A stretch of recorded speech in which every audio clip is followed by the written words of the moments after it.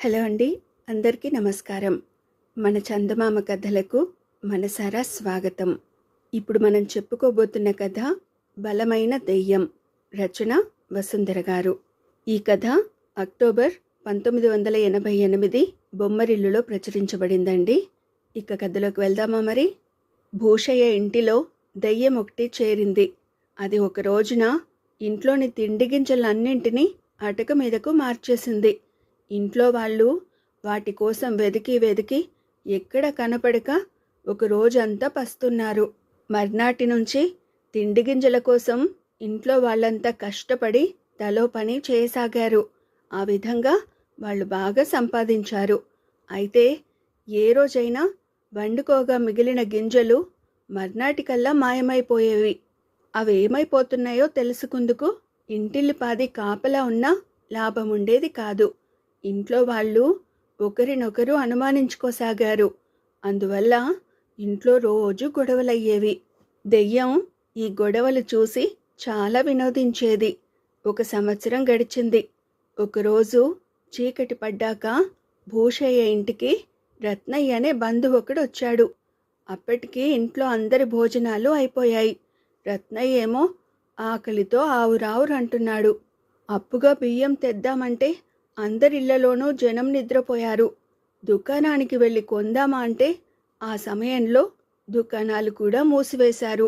విషయం విని అతిథి వస్తే మర్యాద చేయడానికైనా 4 గింజలు ఇంట్లో ఉంచుకోవాలన్న బుద్ధి లేదా మీకు అన్నాడు రత్నయ్య. అప్పుడు భూషయ్య రత్నయ్యకు తన గోడు చెప్పుకుని, ఏ రోజుకు కావలసిన గింజలు ఆ రోజే కొనుక్కు తింటున్నాం.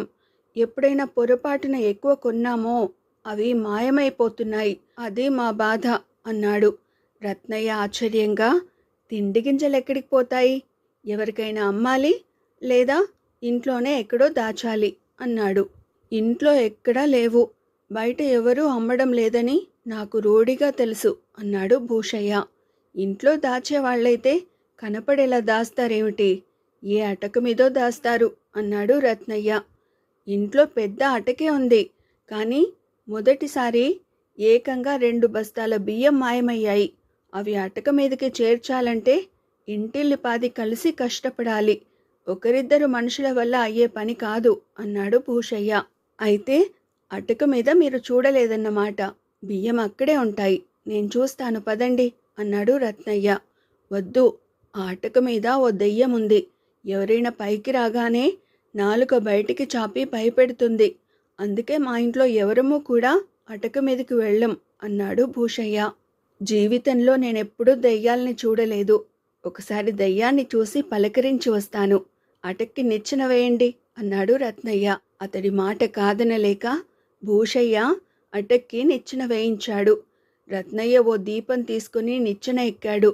అతడు అటక మీదకి రాగానే దెయ్యం పెద్దగా నాలిక చూపి అతన్ని భయపెట్టబోయింది. రత్నయ్య దెయ్యాన్ని చూడలేదు.